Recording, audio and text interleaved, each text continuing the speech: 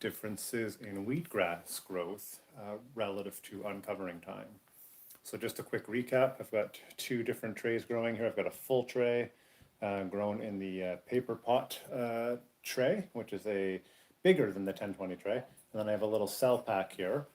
So when I grow wheatgrass for myself, I also grow one for the cat. And the one of these here I uncovered earlier than the other. And you can kind of guess on either one, but just to get to the point, this one actually got uncovered a day earlier. And when we looked at it yesterday, it was significantly taller than the tray to its left. And so on day two, what we see is the difference in height here is significantly reduced. And so we see, even though this one by getting uncovered earlier seemed to grow quicker in the beginning, we see this one catching up, which means either this growth has really sped up, maybe benefiting from the extra covering time, or this growth has sort of slowed down for whatever reason. So I haven't been able to really dig into, what the differences are, but at this point, it doesn't matter. And why is that? At this point, this to me is not a usable tray.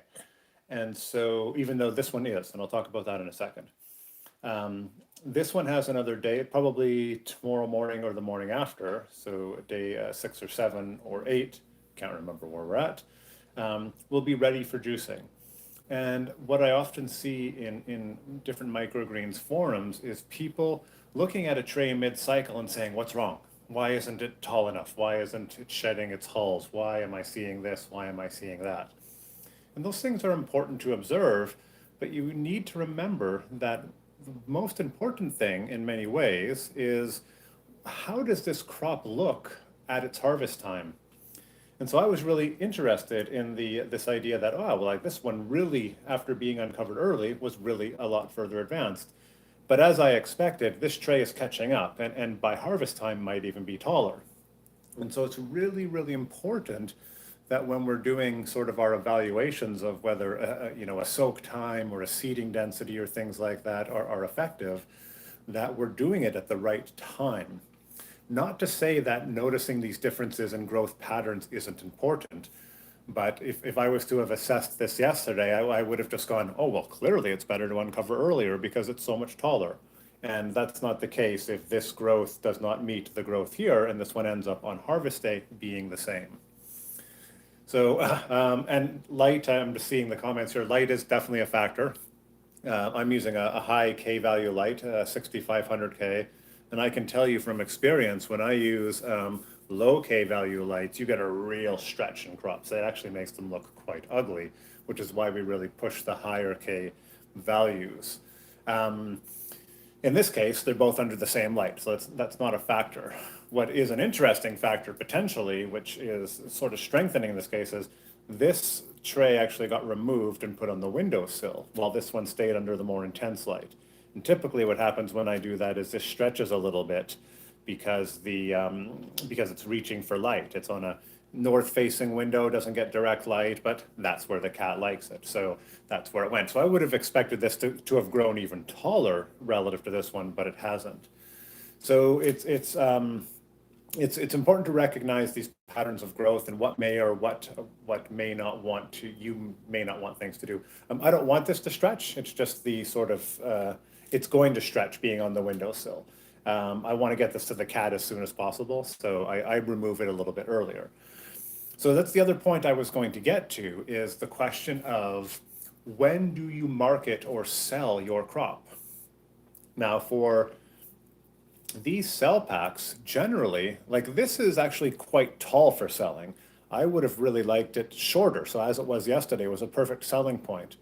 And so one of the advantages here now, as we're looking at what's going to happen when you uncover earlier, is that if I uncover earlier and it gets taller quicker, like a day earlier, that means I can market that a day earlier. Now, that doesn't mean I'm making any more money, but it means two things. It means I might be able to do more cycles within a season, within a year, within a month, whatever your time period is, to meet demand. And two, it means, like, ideally, I want to have each tray in my growing system for as short a time as possible. the quicker I get something to the customer, the better. So if I can uncover this early, get it to a nice growing height, and then get it to the customer in 5 days instead of 6 days, that's an advantage to me. And in many ways, it's an advantage to the customer. I don't want this going to the customer at too tall of a stage because then it's sort of closer to the end of its life. So there's a lot of factors there, the temperature at which it's stored, the light at which it's stored when it's in a store, things like that. So what this tells me, and I've probably talked about this before, is I could have a similar crop, but have different growing cycles. And I could imagine having 2 to 3 different growing cycles for wheatgrass. I could have a growing cycle for my cell packs of catgrass, which I'm uncovering early to get a little taller earlier so I can take it to the store on day 5 and it's ready to go. Hopefully they're putting it under lights and in a fridge to keep it short, so when the customer gets it, it still has lots of growth. I could do something similar with the tray of wheatgrass where I'm growing it, and this is a tray that I probably wouldn't sell today, but I can guarantee you by tomorrow morning it would be sellable, which is not at its maximum height, which gives it a little more room to grow, which means for a customer buying a live tray, they're not like cut, or, buy, cut, and use or package right away. They've got a little bit of time there, especially if they have some cold storage. And then the third cycle might be a bigger tray that I am growing fully, right to the harvest point.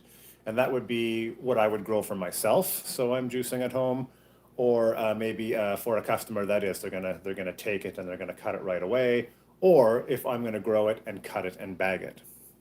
So these different cycles, they're simple. The other thing we need to consider here is how do we manage our crop plans when we do that? And in this case, I would actually have potentially 3 different individual crops in my crop plan. So I would have my catgrass, I would have my wheatgrass young, and then I'd have my wheatgrass mature. I would label them in different ways. And because they have different days to maturity or different tray types or both, those in my systems would be a different crop.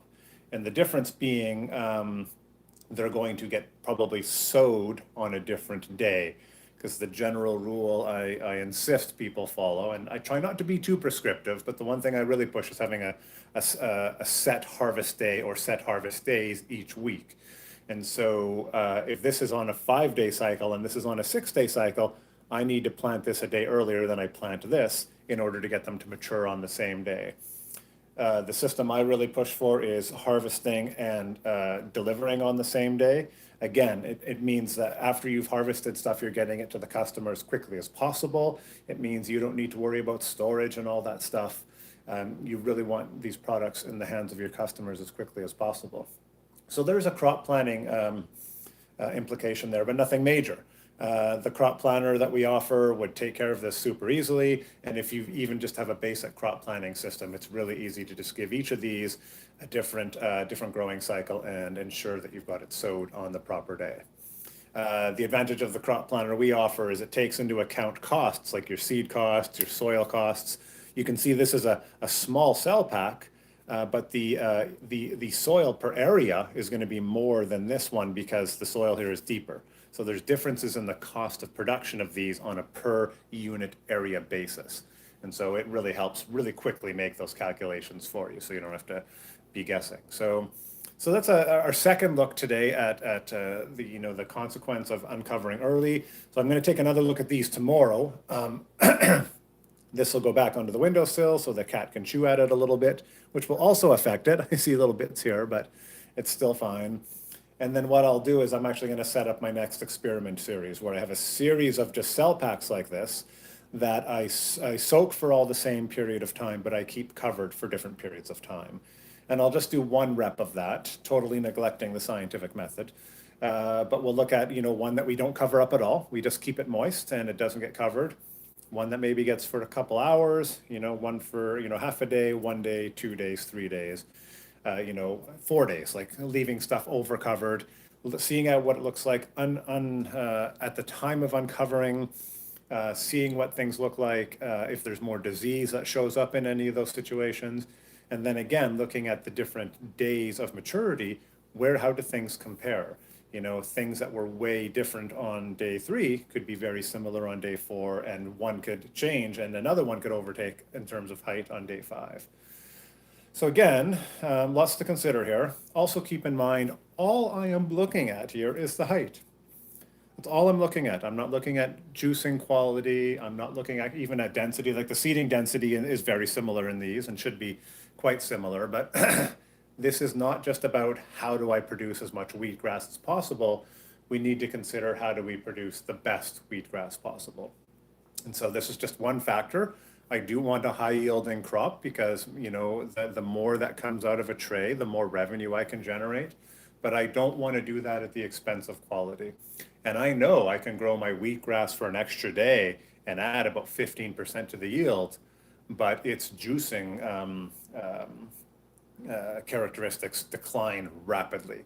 And, you know, if you get wheatgrass on the right day, nice and sweet, super intense, but very sweet, you know, very tolerable.